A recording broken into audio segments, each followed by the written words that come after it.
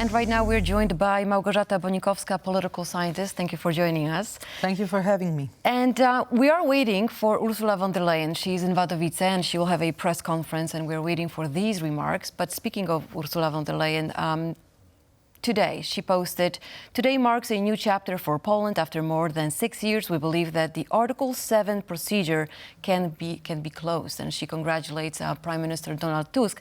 And of course, she's talking about the judicial system in Poland. Back when Law and Justice was in power, EU was very much concerned with that system. Tell us more about that. What's your take on that tweet and that announcement? Well, this was expected, let's put it this way, because this was a major difference between the current government, the coalition, and the previous government. That the previous government thought everything was all right, and there was more and more problems with the EU concerning rule of law. And this was a very long story we all remember. While Tusk party and the other coalition parties which were in the opposition were stressing very constantly that it has to stop, we should just be back on the right track, we shouldn't contest the EU laws, we should also follow the rulings of the Tribunal of the Court of European Union. So now it is expected that we are back to the right track, and of course the Article 7 is this visible signal. Article 7 was never used before. It was used for the first time against Poland because it was written in the EU treaty just in case something like that may happen, which never happened before, that the country which is in the EU already goes against the basics. The basics are written in the Article 2, which are our fundamental values, such as rule of law, but also the pluralism, political pluralism, freedom of speech, and all these things, democracy, which we all believe in. And it was written earlier because there were some parties which were heading towards that, but never happened that it was officially the government who's. But what happened between now and when Civic Coalition won that the European Parliament changed its mind? Well, there is an issue because from the legal point of view, not much happened. Especially because internally in Poland, everybody knows there is a very bad cohabitation between the government and the president, and basically there is a lot of chances that the pieces of legislation sent from the parliament to the president will not be approved, will be or vetoed or sent to the Constitutional Court. So in this case, the European Commission took it into consideration and took other measures as a sign, as a signal of goodwill of the current government, especially decisions concerning European prosecutors entering into the system, but also the whole action plan presented by the Minister of Justice of Poland, Professor Adam Bodnar. And of course, the situation inside the country, meaning that, for example, the Minister of Justice, who is also a prosecutor, doesn't really sue the judges who use the EU legislation. So there are some objective proofs that a lot changed. However, what is missing still, and I stress is still missing, is the whole reform into, being back to what it was before Law and Justice took power.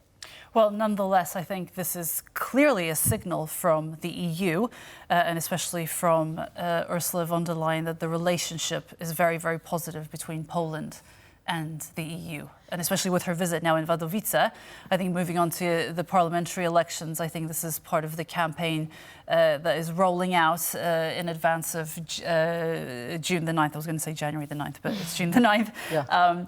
And just moving on to those elections, what should candidates be focusing on now that the campaign is really, that should be the number one focus, I suppose? Well, first of all, that's not as popular election as, for example, presidential or parliamentary. It's all over Europe. But I think there is a boost of that awareness. I think, nonetheless, I think the EU is focusing on that. Yeah, but still, comparing to what we had in October, the 75% of voters in Poland going to vote, it's really, it will be difficult to expect that number. I think people consider these elections a little bit less important. Maybe if even if it's wrong, but that's a perception. I stress they are very important, these elections. But I think what is the major difference is the topics, because of course we just finished local elections where a lot of candidates were talking about local issues. Here also in Warsaw we were facing different candidates speaking also about very much the city problems. And now the same candidates want to talk about European issues. Well, but that's a fact. I mean, we have to confront the EU situation, first of all, and also Poland's situation as an EU member state vis-à-vis the biggest challenges of the whole bloc, meaning security, of course, number one, but also other issues such as the future of European project, also maybe issues concerning migrations, depends on the political parties, because there is a big difference between the narrative of the government, the current government, and the narrative of the opposition. The opposition does everything possible to show that there is a conflict, that there is a big difference between them and the government. And the Law and Justice Party especially stresses the sovereignty issue and the issue concerning the relations now between the government in Warsaw and our leading EU partners, especially Germany, by saying that we are too following the West instead of being, into our own interest, while the government, of course, is trying to convince that that's exactly not the case, that we are back to the EU in a sense of cooperation, in a sense of being pragmatic and constructive, but it does not mean that we forgot our national interests. Now we have live pictures of Ursula von der Leyen in Wadowice. We have live pictures we can show you right now. She's arriving. So we will hear from her probably soon. She's visiting right now. She's entering the museum, the Papal Museum, which is a very nice gesture, I think, for Poles. John Paul II is a very significant figure, and her visiting that museum means, I'm sure it will mean a lot for Poland. It's interesting that this is actually a private visit, but obviously she's going to have a press conference as well. It'll be interesting to see what she says. And if I may just add to that, let's not forget, it's not only important for Poland.